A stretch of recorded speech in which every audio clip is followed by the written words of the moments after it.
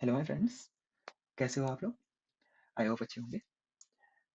My name is Manoj त्यागी और आज से हम लीन प्लेयर्स पे जेंगो और पाइथन के बारे में डिस्कस करना शुरू करेंगे। ठीक है, तो जो हमारा पहला टॉपिक होने वाला है वो इस चीज़ पे होगा कि आप ये मतलब बिल्कुल बेसिक होने वाला है कि जो कोई कुछ सीख रहा हो, जेंगो सीख रहा है, तो वो जेंगो में मॉडल्स के साथ कैसे अपने आप को फ़ैमिलियर कर सकता है। तो हम क्या करेंगे, एक सिंपल प्रोजेक्ट बनाएँगे, क्रिएट करेंगे और उसमें जेंगो के मॉडल्स को सिमुलेट करेंगे for a block simple block application. ठीक है, इसमें जो कुछ भी रॉकेट साइंस नहीं है, हम बिल्कुल बहुत लाइटली लेके चलेंगे चीज़ें। तो जल्दी से इस प्रोजेक्ट को सेटअप कर लेते हैं। मैं टर्मिनल खोल देता हूँ। ठीक है, तो हम क्या करेंगे, एक एप्लीकेशन हम मैंने एक रिपोजिटरी बना दी है। हम क्या करते हैं, इसको क्लोन कर लेते हैं। सो ठीक है, मैं यहाँ से कॉपी करूँगा यूआरएल को और गिट क्लोन। ठीक है, ये इसने क्लोन कर दिया। ठीक है, कोड इसका नाम क्या है? हाँ, जेंगो। जेंगो, ठीक है, ठीक है, इसको मैंने खोल लिया। अब हम क्या करेंगे, इसके अंदर एक ENV वर्चुअल एनवायरनमेंट बना देते हैं, जिसको बना वर्चुअल एनवायरनमेंट कैसे बनाते हैं? पाइथन 3, आप पाइथन का कौन सा वर्जन यूज़ कर रहे हो? जैसे मैं मैक यूज़ कर रहा हूँ तो पाइथन 3 लिखूंगा। नॉर्मली आप Python m virtual ENV VNV ऐसे लिख सकते हो। ठीक है, इसमें जो VNV होता है ये आपके वर्चुअल एनवायरनमेंट का नाम होता है, ये आप कुछ भी दे सकते हो, ENV VNV, नो मैटर। ठीक है, मैं यहाँ पे भी ये भी दे सकता हूँ कि DJ VNV वो सब चलता है। ठीक है, जैसे अभी ये हो गया। उसके बाद में अब यहाँ पे क्या करना होता है आपको, सबसे पहले तो इसे एक्टिवेट कर लो। Source DJVNV bin activate. ठीक है, ये एक्टिवेट करते ही अब आप इस वर्चुअल एनवायरनमेंट के अंदर हो। तो अब आपको क्या करना है, पहले पिप इंस्टॉल जेंगो। ठीक है, सबसे बेसिक रिक्वायरमेंट अपनी ये है। हमें ज़्यादा कुछ नहीं करना है, बस मॉडल्स के साथ खेलना है। तो ये करने के बाद जेंगो आपका इंस्टॉल हो गया। अब एक प्रोजेक्ट क्रिएट करने के लिए हम क्या करते हैं, जेंगो एडमिन स्टार्ट प्रोजेक्ट और यहाँ पे हम प्रोजेक्ट का नाम डालते हैं। तो बेसिकली सिंपल ब्लॉग। उसके बाद में अगर आप आगे कुछ नहीं लिखोगे तो ये एक नई डायरेक्टरी बनाएगा, लेकिन एक पूरा प्रोजेक्ट स्ट्रक्चर करके देगा। जैसे मैं आपको दोनों चीजें करके दिखाता हूँ। अगर मैं ऐसे करता हूँ तो ये प्रोजेक्ट कैसे जनरेट करेगा, इस तरीके से manage.py फाइल एक फोल्डर के अंदर होगी। ठीक है, यहाँ पे नहीं होगी। अगर आप मैं इसको क्या करता हूँ, डिलीट कर देता हूँ। ठीक है, अब अगर आप सिंपल ब्लॉक के आगे डॉट लगा दोगे तो इसका मतलब है करंट डायरेक्टरी को यूज करो नए प्रोजेक्ट को क्रिएट करने के लिए। तो ये क्या करेगा, सिंपल उसी डायरेक्टरी में मैनेज.py को रखेगा। ठीक है, इसका फायदा ये है कि आपका डिप्लॉयमेंट आसान हो जाता है, एक आपकी ये करंट वर्किंग डायरेक्टरी बन जाती है, आपको ज़्यादा कॉन्फ़िगरेशंस नहीं करने पड़ते, बेटर रहता है फ्यूचर के लिए। ठीक है, ठीक है, ये करने के बाद में हम क्या करेंगे, अब जैसे आप इसको देख सकते हो, यहाँ पे मैनेज.py हो गई, यहाँ पे हमारे अ, बाकी प्रोजेक्ट की कॉन्फ़िगरेशन हो गई, जैसे सेटिंग्स फाइल, ASGI, WSGI, एक बेस यूआरएल्स। ठीक है, ये सब हो गया। अब हम क्या करते हैं, एक बेसिक सी ऐप बना लेते हैं। तो ऐप कैसे बनाते हैं, पाइथन मैनेज.py स्टार्ट ऐप करके मैं इसका नाम कोर दे देता हूँ, आप कुछ भी दे सकते हो। जैसे ही आपने कोर दिया तो यहाँ पे एक ऐप बन गई कोर। इसके अंदर मॉडल्स, एप्स, ये सब फाइल्स होती है। ठीक है, आपको पता होगा ये सब। अब हम क्या करते हैं, नेक्स्ट स्टेप क्या करते हैं, इसको अ, यहाँ पे रजिस्टर कर लेते हैं। इस ऐप को रजिस्टर कैसे करते हैं, आप सिंपली यहाँ पे आप एक टिप दूंगा कि आप जब इंस्टॉल करो तो यहाँ पे ऐप्स का नाम लिख दो कि वो कौन सी ऐप्स है। जैसे आपकी अ, ये प्रोजेक्ट रिलेटेड ऐप्स हैं। ठीक है, अब अगर आप कल को कोई थर्ड पार्टी पैकेज इंस्टॉल करते हो तो उसे आप कैसे कर सकते हो, ऐसे थर्ड पार्टी एप्स। बेटर रहता है आपको ऐप्स को मैनेज करने का। ठीक है, अब जैसे मैंने यहाँ पे कोर नाम से इसको इनेबल कर लिया। ठीक है, रजिस्टर कर लिया ऐसा। इसके बाद क्या करना होगा, आप सिंपली यहाँ पे इसको माइग्रेट करो, आपके बेसिक जो माइग्रेशन होते हैं वो चल जाएंगे और प्रोजेक्ट को रन कर लो। ठीक है, प्रोजेक्ट रन कर दिया। ओके, ठीक है, मैं 80 आप सिंपली ये कमांड चला देना, इसकी जरूरत नहीं होती। ठीक है, ये करने के बाद में आपका प्रोजेक्ट चल रहा होगा 8004 पे। ठीक है, आपका अगर ये आ जाता है तो हमारा प्रोजेक्ट चल गया। ठीक है, हम क्या करते हैं, अब यहाँ पे इसके गिट कमिट कर देते हैं। गिट इनिट, सबसे पहले मैं इसको रिपोजिटरी बना लूंगा। ओह, ठीक है, पहले से रिपोजिटरी है, माय बैड। हाँ, ठीक है, तो अब मैं क्या करूँगा, यहाँ पे मैं इसको पुश कर देता हूँ, इनिशियल कमिट ऐसे लिख के पुश कर दिया। ठीक है, गेट पुश, ये किया, ये सारा कोड यहाँ पे पुश कर देगा। ठीक है, हमारा सारा कोड आ चुका है। अब हम स्टार्ट करते हैं अपना मॉडल्स बनाना। ठीक है, मॉडल्स बनाने के लिए हम क्या करेंगे, बेसिक सी चीज़, आपको मॉडल्स यहाँ पे बनाना है, models.py खोलो, ठीक है? अब देखो थोड़ा सोचते हैं, एक ब्लॉग में क्या-क्या चीज़ें होती हैं, ठीक है? थोड़ा प्लानिंग करते हैं, उसके बाद हम बनाएँगे। तो एक ब्लॉग में सबसे इम्पोर्टेंट चीज़ होती है आर्टिकल्स, ठीक है? इसको हम बोल सकते हैं ब्लॉग पोस्ट, ठीक है? उसके अंदर होती हैं कमेंट्स। ब्लॉग पोस्ट के अंदर आपकी इमेजेस भी हो सकती है या फिर आपकी मीडिया भी हो सकती है, ठीक है? ये भी हो सकती है। अब ब्लॉग पोस्ट पे कमेंट्स आ गया, मीडिया आ गई, और क्या हो सकता है? सो बस यही होता है। यही एक बेसिक स्ट्रक्चर होता है किसी भी ब्लॉग का, ठीक है? उसमें आप जस्ट कुछ नहीं होता है, सिंपल ब्लॉग है, तो उसमें आर्टिकल्स होंगे, उनके अंदर कुछ उसकी मीडिया होगी और उस पे जो कमेंट्स आएँगे वो होंगे, बस। तो अभी हमें यही सोचते हुए बस मॉडल्स डिज़ाइन करना है। तो सबसे टॉप ऑफ द लाइन कौन-सा होता है? पहले हम क्या करते हैं, इसकी टेबल्स डिज़ाइन कर लेते हैं। तो इसके अंदर आईडी, ठीक है? एक ब्लॉग पोस्ट की क्या हो सकती है? टाइटल हो सकता है, ठीक है? टाइटल के अंदर क्या हो सकता है? आप मेबी उसका मेटा टाइटल हो सकता है, क्योंकि आप जब ब्लॉग लिखते हो तो आपको एसईओ का भी ध्यान रखना होता है। जस्ट वी मतलब हमें भले ही एक सिंपल ब्लॉग बना रहे हैं, बस हम सोच सकते हैं, आप कोई भी ब्लॉग खोलो ना, आप कोई भी ब्लॉग स्पॉट वाला ब्लॉग खोल लो, ठीक है, ब्लॉगर, या फिर ये हब स्पॉट वाला खोल लो, ठीक है? ये जैसे ब्लॉग है, ये काइंड ऑफ ब्लॉग ही है, ठीक है? अब यहाँ पे क्या है, अगर आप इसका व्यू सोर्स करो, लेट्स अंडरस्टैंड कि यहाँ पे क्या-क्या होता है। अरे ये तो थोड़ा डायनामिक कंटेंट है, ठीक है। यहाँ पे क्या होता है कि एक ये मेटा टाइटल होगा, ठीक है? इसके अंदर ब्लॉग का स्लग होगा, ठीक है? तो हम एक-एक करके नोट करते हैं। हमारा क्या हो गया, मेटा टाइटल हो गया, स्लग हो गया। स्लग क्या होता है? जो आपके यूआरएल में जनरेट होता है। ये हम कैसे जनरेट करते हैं? या तो इसको एडिट कर सकते हैं, ऑटोमैटिकली कैसे जनरेट कर सकते हैं? इसको इसके नेम से जनरेट कर सकते हैं, जो टाइटल होता है उससे जनरेट कर सकते हैं, ठीक है? टाइटल के बाद हमारा एक ओवरव्यू आता है, काइंड ऑफ, जो ओवरव्यू या फिर इसको बोल सकते हैं हम स्मॉल डिस्क्रिप्शन या फिर सबटाइटल, जो आप बोलना चाहो वो बोल सकते हो, ठीक है? ये इसके बाद आता है हमारा मेटा डिस्क्रिप्शन, ठीक है? मेटा डिस्क्रिप्शन हो गया। अब ये तो एक मल्टी यूजर ब्लॉग हो गया। जैसे आप अगर इसको देखो, यहाँ पे काफी सारे ऑथर्स होते हैं, तो हम उतने कॉम्प्लिकेटेड ब्लॉग पे नहीं जा रहे हैं, हम बिल्कुल सिंपल रख रहे हैं। ये करने के बाद में आता है कि ये कब पोस्ट हुआ है, ठीक है? तो हमारा आता है कि पब्लिश्ड एट फिर अपडेटेड एट, ठीक है? इसको पब्लिश एट को आप क्रिएटेड एट भी कर सकते हो, आपके ऊपर है, आपके फील्ड्स हैं, तो ठीक है। ये करने के बाद में बाकी ये सारा कंटेंट होता है। अब यहाँ पे हमारे पास, क्योंकि हम इसे बिल्कुल सिंपल रख रहे हैं, तो आप यहाँ पे लिख सकते हो कंटेंट, ठीक है? ओके। कंटेंट आ जाने के बाद में थोड़े बहुत मीडिया अगर आपको ऐड करना है तो वो अलग से आ जाते हैं, ठीक है? ये कंटेंट हाँ, एक ब्लॉक के अंदर, ब्लॉक हमारी जो ब्लॉक टेबल होगी उसके अंदर यही सब फील्ड्स होंगे। नेक्स्ट चीज आती है हमारी इमेजेस और मीडिया। इसके अंदर क्या हो सकता है, आप सोचो। ये इमेज है, इमेज में क्या होता है? एक इमेज का यूआरएल होता है, ठीक है? वो किस ब्लॉग से बिलोंग करता है ये होगा, और जस्ट उसकी आईडी होगी, और कुछ नहीं। तो आपकी आ गया आईडी, नेक्स्ट आ गई ब्लॉग आईडी, वो किस ब्लॉग से बिलोंग करता है, इसमें हम इसको बोलते हैं फॉरेन की, ठीक है? या फिर रेफरेंस, अगर ज़्यादा सिंपल बात भाषा में बात करें तो रेफरेंस टू ब्लॉग टेबल, ठीक है? ये होता है ब्लॉग आईडी। उसके बाद आती है कि उसका यूआरएल क्या है। तो ये हमारा हो सकता है मीडिया यूआरएल, ठीक है? अब हम अगर थोड़ा और सपोर्ट डालना चाहें तो ये भी कर सकते हैं कि मीडिया टाइप, ठीक है? फॉर एग्जांपल अगर आपको वीडियो और इमेज के लिए एक ही टेबल यूज़ करनी है तो आप सिंपली यहाँ पे डाल सकते हो मीडिया टाइप, जिसके ऑप्शंस हो सकते हैं इमेज, वीडियो, ठीक है? डॉक्यूमेंट, कुछ भी हो सकता है। वो आपके ऊपर है कि आप करना चाह रहे हो, ठीक है? तो ये हो गई हमारी इमेजेस और मीडिया टेबल। नेक्स्ट आती है हमारी कमेंट्स वाली टेबल। कमेंट्स में देखो, सिंपल, बहुत सिंपल सेम तरीके से होगा।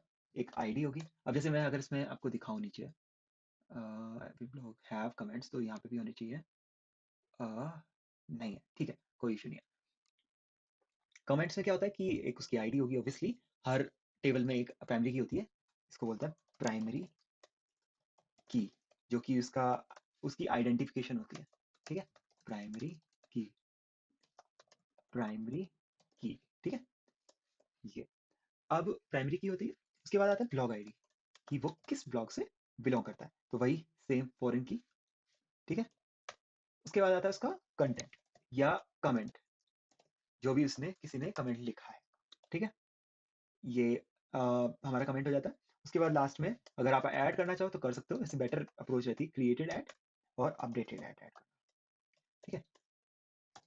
ये हेल्प करते हैं बहुत सारी चीज़ों में, जैसे सॉर्ट करना, अ, और फ़िल्टर करना, ये बहुत सारी चीज़ों में हेल्प हो जाती है। ठीक है?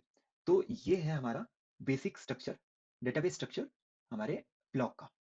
ठीक है? ये तो हमने देख लिया कि उसका स्कीमा, कि वो कैसा दिखने वाला है। चलो अब उसको फटाफट से बनाते हैं। ठीक है? तो मैं इसको यहाँ पे बंद करके ऐसे खोल लेता हूँ ताकि थोड़ा ईज़ी रहे। ठीक है? अब ये देखो कैसे बनाते हैं। एक कोई भी टेबल बनाने के लिए हम कैसे डिफाइन करते हैं? Class article. ठीक है? आर्टिकल्स नहीं, आर्टिकल, क्योंकि हम यहाँ सिंगल इंस्टेंस की बात कर रहे हैं। तो क्लास आर्टिकल मतलब डिफाइन करो एक आर्टिकल टेबल। ठीक है? जो किस से इनहेरिट होती है? Models dot model. ठीक है? ये जेंगो की इनबिल्ट जो ये मॉड्यूल है, इसको हम इनहेरिट करते हैं। ठीक है? अब हम यहाँ पे डॉक स्ट्रिंग में लिखते हैं कि ये टेबल है किस चीज़ की। तो हम यहाँ पे सिंपली क्या करेंगे कि this table holds the data for the post articles in the blog. ठीक है?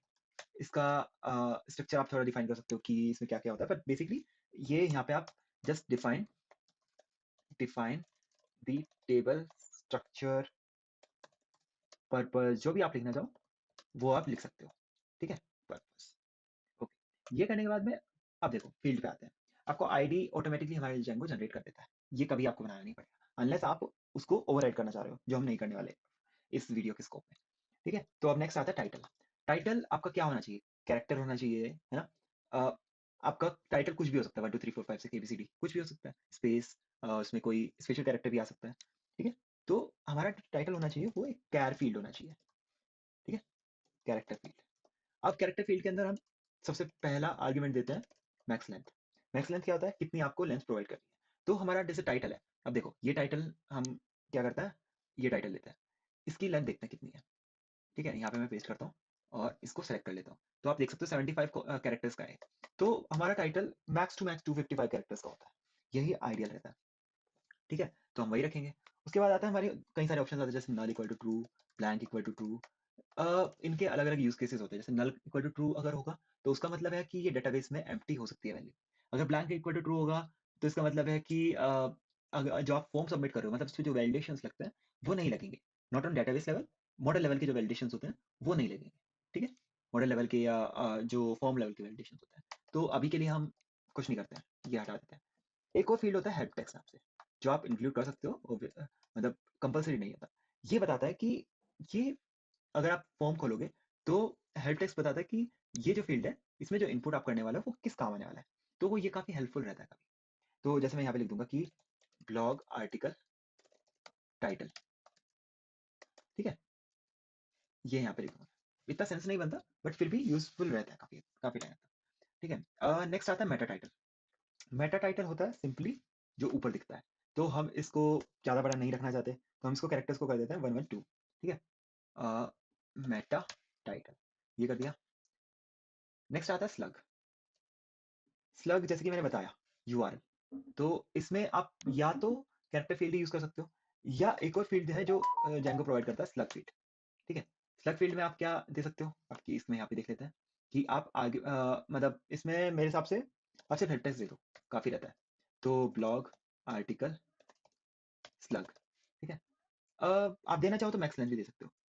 मेरे हिसाब से तो हाँ, आपको करना चाहिए, क्योंकि हो सकता है कोई भी यूज़र कितनी भी स्लग डाल सकता है। मतलब अगर इसका नेम सपोज़ करो 255 कैरेक्टर्स का हो गया, 255 कैरेक्टर्स कितना होता है? तो यूआरएल तो कहाँ तक पहुँच जाएगा?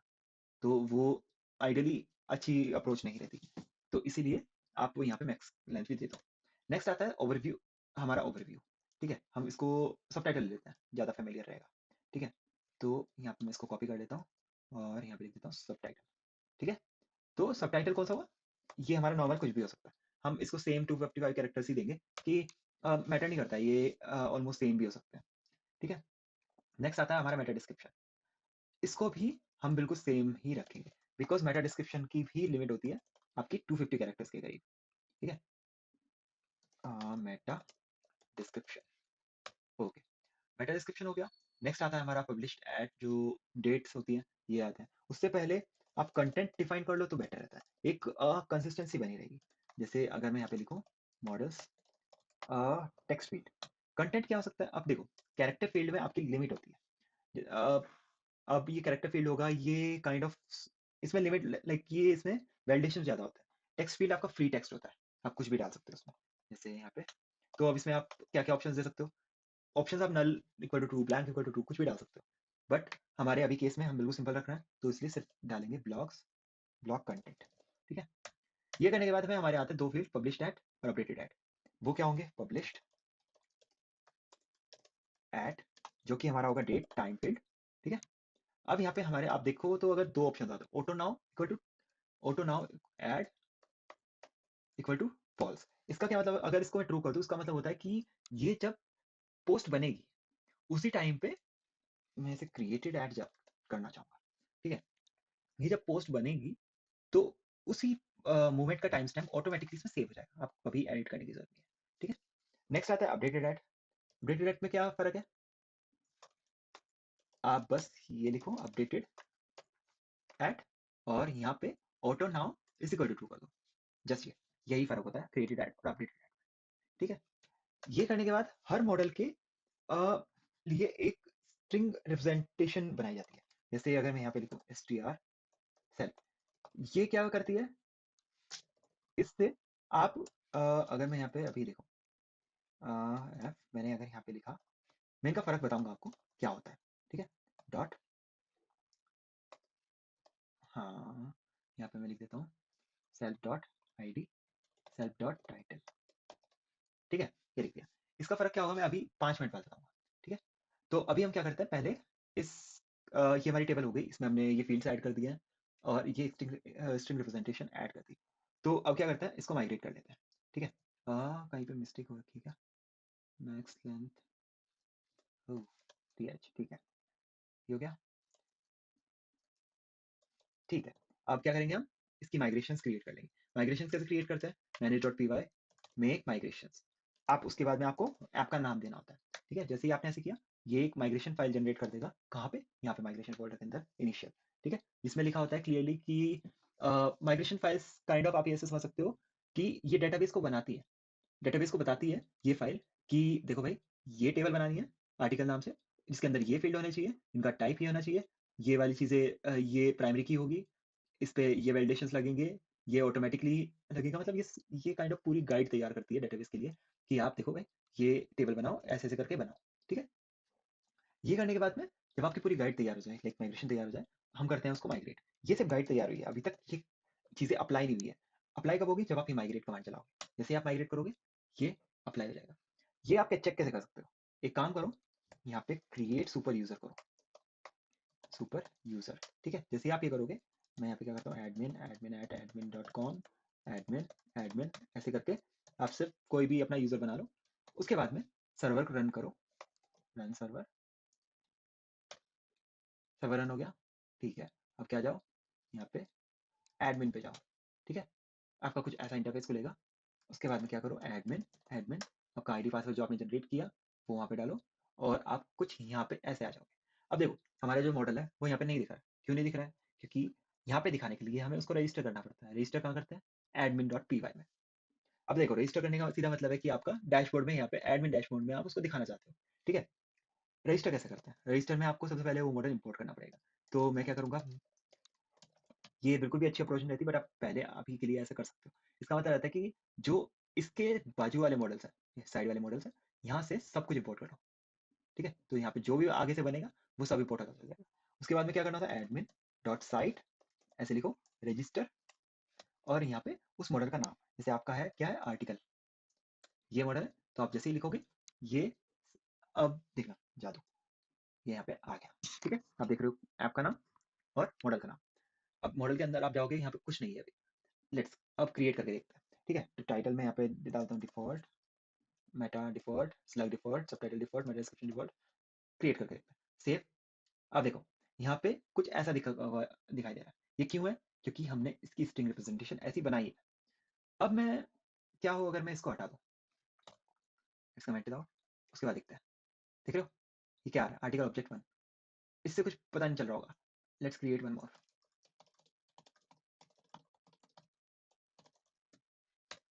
ठीक है, ये क्रिएट किया, देख रहे हो क्या पता चल रहा है इससे कि ये वन आईडी, ये टू आईडी। अब अगर मैं स्ट्रिंग रिप्रेजेंटेशन को ऑन करूं, तो ये काफी रीडेबल फॉर्मेट में जाएगा डिफॉल्ट, है ना? इसको और रीडेबल फॉर्मेट में भी कर सकते हैं।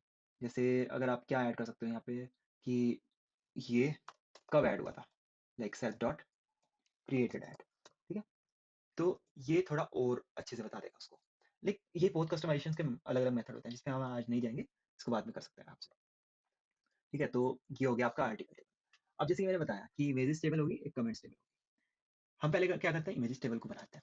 इमेजेस टेबल कैसे बनेगी, वही सेम तरीका, इमेज आर्टिकल मीडिया, हम ये टेबल का नाम रखेंगे। तो अब इसे कैसे, सेम तरीके से वही सेम हमारा रूल कि this table holds the data for the media related article, ठीक है। ये करने के बाद में अब हमने फील्ड क्या डिसाइड किए थे, blog ID, URL, media type, ID automatically generate होती है। तो ब्लॉग आईडी, अब देखो ब्लॉग आईडी हम ऐसे तो करेंगे नहीं कि ब्लॉग आईडी लिटिल अमेरिका है, उसके लिए एक तरीका होता है कि आप क्या लिखो, आर्टिकल, ये फील्ड सेम टेबल का नाम, मतलब जो टेबल थी उसका नाम लिख सकते हो, ठीक है। आर्टिकल मॉडल्स डॉट फॉरेन की, ये करो। इससे क्या होगा, एक रिलेशनशिप बन जाएगा इस टेबल के बीच में और इस टेबल के बीच में, ठीक है। फॉरेन की में अब देना क्या होता है आपको, कौन सी टेबल से आप रिलेशनशिप बनाना चाहते हो, ठीक है, उसका नाम ये दे दिया। अब कुछ ऑप्शंस देने होते हैं, जैसे अगर ये आर्टिकल डिलीट हो जाए तो इस मीडिया का क्या होगा। लाइक अगर सपोज करो मैंने ये डिलीट कर दिया, ये यहाँ पे जाके डिलीट कर दिया, ठीक है। तो अब जैसे डिलीट हुआ तो यहाँ पे इस मीडिया के साथ क्या होना चाहिए, तो वो आप यहाँ पे डिफाइन करते हो। तो यहाँ पे एक ऑप्शन होता है ऑन डिलीट। अब बहुत सारे ऑप्शन आते हैं, जैसे मैं दिखाता हूँ कौन कौन से। कैस्केड, कैस्केड क्या करता है कि जैसे ही ये डिलीट होगा ये ऑटोमेटिकली डिलीट हो जाएगा। दूसरा ऑप्शन क्या हो सकता है, सेट नल। ये क्या करेगा कि जैसे ही डिलीट होगा, ये डिलीट नहीं होगा पर ये वाला फील्ड जो है वो नल हो जाएगा, मतलब खाली हो जाएगा, खाली छूट जाएगा, ठीक है। ये एक ऑप्शन हो सकता है। उसके बाद में जो नेक्स्ट ऑप्शन होगा वो होगा आप कर सकते हो डू नथिंग, ठीक है। इसका मतलब होगा कि अगर सपोज इस आर्टिकल की आईडी 1 है, ठीक है, आर्टिकल की आईडी 1 है और यहाँ पे इस पर्टिकुलर जो कॉलम है वहां पे 1 लिखा हुआ है। तो देखो फर्स्ट केस में क्या होगा, ये डिलीट हो जाएगा। सेकंड केस में 1 की जगह ये नल हो जाएगा, यानी नल, ठीक है, ऐसे हो जाएगा। सेकंड केस में 1 का 1 ही रहेगा। ये थर्ड केस है जो डू नथिंग है। तो यहाँ पे कई सारे ऑप्शंस आते हैं, जैसे सेट नल हो गया, डू नथिंग हो गया, ये आप एक्सप्लोर कर सकते हो। अभी हम क्या करते हैं, इसको कैस्केड कर देते हैं, क्योंकि कोई पॉइंट नहीं बनता, अगर आर्टिकल डिलीट हो गया तो उसके सारे मीडिया भी डिलीट कर दो, ठीक है। ये करने के बाद में यही जस्ट एक ऑप्शन होता है। फिर आता है हमारा यूआरएल। अब देखो यूआरएल, यूआरएल क्या होगा, हमारी मीडिया का यूआरएल है, जो कि एक वैलिड यूआरएल होना चाहिए, ये नहीं कि आप कुछ भी डाल दो। तो यहाँ पे हमारे पास एक फील्ड होता है यूआरएल फील्ड, ठीक है, जिसको आप लाइक उसमें वो उस पर बाय डिफॉल्ट वैलिडेशन होता है कि वो एच एक वैलिड यूआरएल ही एक्सेप्ट करेगा, जैसे एच टी या ऐसा इस टाइप का, ठीक है, और कोई यूआरएल एक्सेप्ट नहीं करता है। नेक्स्ट आता है हमारा मीडिया टाइप। मीडिया टाइप जैसे मैंने बताया कि क्या हो सकता है अपना, कुछ भी हो सकता है। तो हम इसमें कैर फील्ड डालेंगे, ठीक है। ये अब देखो हमने यहाँ पे इसने मैक्स लेंथ अपने आप 50 ले ली। तो अब मीडिया टाइप की मैक्स लेंथ कितनी हो सकती है, image 5 characters, video 5 characters, document 8 characters. तो ज्यादा से ज्यादा 20-30 कैरेक्टर्स हो सकती है, 30 कैरेक्टर्स ले लेते हैं, ठीक है। ये होती है हमारी मीडिया टाइप। अब हम क्या करेंगे, सेम हमारे स्ट्रिंग रिप्रेजेंटेशन बनाएंगे, क्योंकि हमारी टेबल, इस टेबल की सारी फील्ड्स तो डिफाइन हो चुके हैं।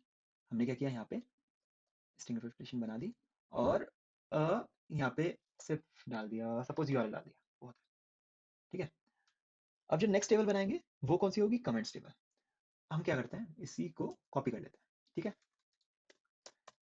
कमेंट्स टेबल भी ऑलमोस्ट सेम होंगी, जैसे आर्टिकल कमेंट, यहाँ पे आर्टिकल सेम तरीके से आएगा क्योंकि ये भी सेम तरीके से लिंक्ड है। आपका अगर मॉडल, आपका अगर आर्टिकल डिलीट हो जाता है तो उसकी कमेंट्स का कोई वैल्यू नहीं है, ठीक है, और वो हर कमेंट का एक ना एक आर्टिकल होगा ही होगा, सेम। अब हमारी यहाँ पे आती है ब्लॉग कंटेंट, जो कमेंट डाल रहा है जो भी यूजर है, तो वो आता है हमारा कमेंट।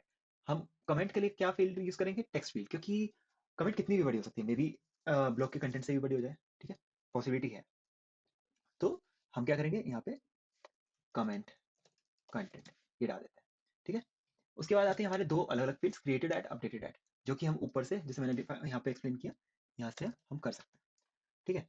अब देखो यहाँ पे स्ट्रिंग रिप्रेजेंटेशन करने का कुछ फायदा नहीं है, क्योंकि यहाँ पे कोई ऐसा फील्ड नहीं है जिसको आप रिप्रेजेंट कर सकते हो, ठीक है। ऑल्दो आप आर्टिकल्स के थ्रू कर सकते हो, बट वो थोड़ा एडवांस हो जाएगा, आज के लिए वो काफ़ी नहीं है, ठीक है? तो जैसे ही आप अपने मतलब हमारे देखो हमारा आर्टिकल टेबल हो चुकी, उसके जो मीडिया होंगे वो हमने डिफाइन कर दिए, हम उसकी जो कमेंट्स होंगे उसका स्ट्रक्चर हमने डिफाइन कर दिया। दैट्स ऑल, यही है पूरे ब्लॉक में। अब देख कैसे सकते हैं ये कैसे काम करेगा। मैं अब कैसे करेंगे, फिर से एक बार मेक माइग्रेशन करेंगे। ये एक और माइग्रेशन फाइल बना देगा जिसको अगर आप ध्यान से देखो तो यहाँ पे ये बोल रहा है कि दो एक मॉडल बनाओ आर्टिकल मीडिया, एक मॉडल बनाओ आर्टिकल कमेंट। अब यहाँ पे देखो ध्यान से देखोगे तो आर्टिकल एक फील्ड डिफाइन कर रहा है जो क्या करता है, कोर डॉट आर्टिकल, मतलब इस टेबल से एक रेफरेंस बनाता है। इस फील्ड मतलब इस टेबल से रेफरेंस बना रहा है, देख रहे हो आप। और यहाँ पे जो हमने लिखा था on delete deletion cascade models dot cascade, तो यहाँ पे एग्जैक्टली लिखा हुआ है कि क्या करना होता है, कि डिलीशन को कैसे हैंडल करना है, कास्केड के थ्रू हैंडल करना है। ठीक है, तो देख रहे हो ये इसने पूरी गाइड बना के दी थी कि अ, तुम्हें जब ये माइग्रेशन अप्लाई हो तो तुम्हें डेटाबेस को करना क्या है एक्चुअली में।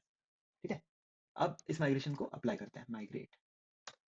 जैसे कि हमारे यहाँ पे ये टेबल्स बन जाएंगे। देख कैसे सकता है, आप एडमिन में जाओ, यहाँ पे सेम तरीके से आर्टिकल मीडिया और कमेंट रजिस्टर कर दो। ठीक है, जैसे ही आप यहाँ पे अरे सर्वर, ठीक है, जैसे आप यहाँ पे आओगे यहाँ पे आपको और टेबल्स मिलेंगे, जैसे कोर में आर्टिकल कमेंट्स है, मीडियाज है ना। अब देखो आप कोई भी मीडिया खोल लो, यहाँ पे जाके देखोगे ना आपको ये ऑप्शन दिखाई देगा जो कि एक रेफरेंस क्रिएट करता है। ठीक है, आप यहाँ पे क्लिक करोगे ये डायरेक्टली आर्टिकल ही खोल देगा, सेलेक्ट करो, ये एक पूरा आर्टिकल खोल देता है ना। अब आती है यूआरएल की बात। अगर मैं कोई भी यूआरएल डालूँ, जैसे मैंने यहाँ पे डाला और मेरा टाइप ये किया, सेव एंड कंटिन्यू एडिटिंग की, देखो इसने वैलिडेशन रेज कर दिया। तो बट अगर मैं यहाँ पे ऐसे करूँगा तो ये कुछ नहीं बोलेगा, है ना, इसने एक मीडिया वैलिड यूआरएल एक्सेप्ट कर लिया। अब अगर मैं सेम चीज़ कमेंट में जाके देखूँ, कमेंट्स में जाके यहाँ पे भी सेम आता है, आर्टिकल आप सेलेक्ट करो, कमेंट ऐड करो। एक चीज़ आप नोटिस करो, आपको ये जो फील्ड्स हैं, क्रिएटेड एट अपडेटेड एट, यहाँ पे नहीं दिखाई देंगे। जैसे कि मैंने बताया था, ये क्यों नहीं दिखाई देते, क्योंकि ये ऑटोमेटिकली पॉपुलेट होते हैं ये फील्ड्स, इनकी यही प्रॉपर्टी है। जब आप इसमें ऑटो नाउ ऐड और ऑटो नाउ डिफाइन कर देते हो तो आई थिंक हाँ, यही था बेसिकली कि आप एक ब्लॉक, सिंपल ब्लॉक के लिए कैसे डेटाबेस को डिफाइन कर सकते हो, कौन कौन से फील्ड्स चूज कर सकते हो, कैसे आप सोच सकते हो कि कौन कौन से फील्ड्स हो सकते हैं, जो क्रिटिकल थिंकिंग डेवलप होगी वो कैसे होगी, ऐसे ही होती है। ठीक है, तो हाँ आई थिंक इस वीडियो के लिए इतना ही काफ़ी है। हम आगे मिलेंगे एक ऐसे ही किसी नए टाइप के एप्लीकेशन के लिए एक डेटाबेस डिजाइन करेंगे। तब तक के लिए बाय बाय, थैंक यू, मिलते हैं।